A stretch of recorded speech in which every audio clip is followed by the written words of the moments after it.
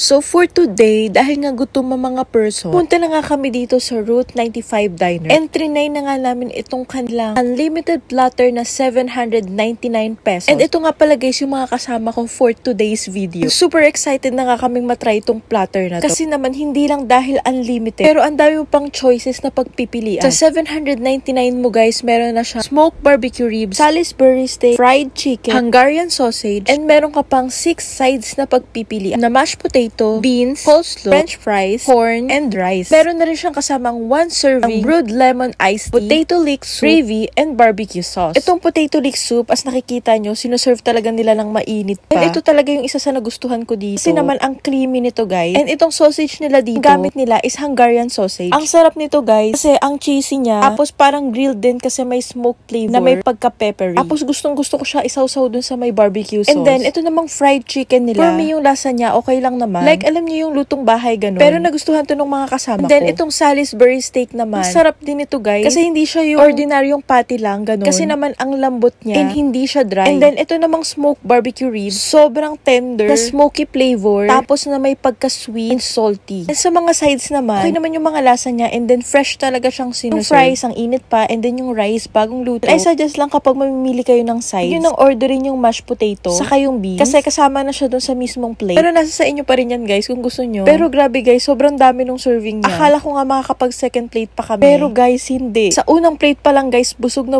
kami.